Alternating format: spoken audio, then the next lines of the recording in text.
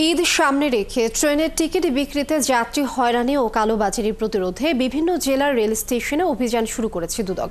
অভিযানের পর দুদক কর্মকর্তারা নানা টিকিট জালিয়াতি সহ বিভিন্ন অভিযোগের সত্যতাও পাওয়া গেছে। এর সঙ্গে জড়িতদের বিরুদ্ধে কঠোর ব্যবস্থা নেওয়ার আশ্বাস দেন কর্মকর্তারা। সহকর্মীদের তথ্য ছবিতে প্রতিবেদন। ঈদের ট্রেনের টিকিট বিক্রিতে হয়রানি ও কালোবাজারের অভিযোগে চট্টগ্রাম রেল স্টেশনে বুধবার দুপুরে অভিযান শুরু করে দুর্নীতি দমন কমিশন দুদক।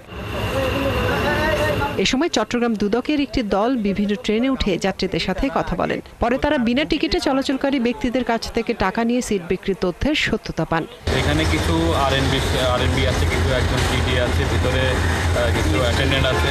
ওরা সব যোগ সদস্যে আমরা দেখেছি যে টিকিট অনেক সময় বিনা টিকিটে অনেক সময় যাত্রীদেরকে উঠানো হচ্ছে, তাদের থেকে টাকা নেওয়া হচ্ছে। নানা অনিয়ম ও দুর্নীতির অভিযোগে সিলেট রেল স্টেশনেও চলেছে দুদকের অভিযান।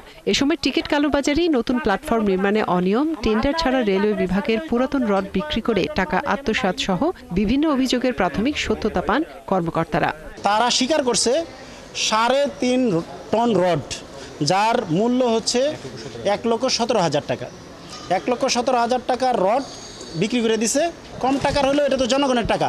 ওনার উচিত ছিল টেন্ডার দিয়ে তারপরে বিক্রি করে জনগণের টাকাটা জনগণের খাতে রেখে দেওয়া, কিন্তু উনি কি করছে, ওনার কর্মকর্তা কর্মচারী এবং ওনার মাঝে বাটবাটোরে করে নিয়ে গেছে। প্রতিটা ডিপার্টমেন্টের ইনচার্জ এখানে আসছিল, সবাই যে যার মতো, যেহেতু বিভিন্ন ডিপার্টমেন্ট যে যার মতো সেখানে উত্তর দিয়েছে। ওইরকম অভিযোগ ওনারা এখন আমার কাছে কোনো দেয় নাই, হয়তো ওনারা সার্বিক রিপোর্টে উল্লেখ করতে পারে। অভিযোগ যদি আসে তাহলে আমরা আমাদের রিপোর্ট অনুযায়ী আমরা ব্যবস্থা নেব। এদিকে জামালপুরের যাত্রীবেশী রেল স্টেশনে অভিযান চালায় দুদকের একটি দল। এই অভিযানে স্টেশনের বুকিং কাউন্টারে অনিয়ম, দুর্নীতি এবং প্ল্যাটফর্ম ও বিশ্রামাগারে ময়লা আবর্জনার বিষয়টি নজরে আসে দুদকের। কর্মকর্তারা জানিয়েছেন, এ সকল তথ্য কমিশনে পাঠানোর পর প্রয়োজনীয় ব্যবস্থা নেওয়া হবে। আমরা দুদকের পরিচয় দিলে তাহলে আমাদের কাছে যে বিলটা আসবে 1500 টাকা, সেটা ওনারা যদি পাবলিক আসে তাদের কাছ থেকে বা যদি সাধারণ মানুষ আসে তাদের কাছ থেকে সেটার বিল চাইছে 5000 টাকা। সেটা আমাদের রেকর্ডিং ছিল। আমাদের এক সহকর্মী আতিউর রহমান সেটা রেকর্ড করেছে যে তার কাছে 5000 টাকা চেয়েছে, কিন্তু সেটা আমাদের কাছে সম্পূর্ণ অন্যায় মনে হয়েছে, যে হয়রানিমূলকভাবে কাজটি করা হয়েছে।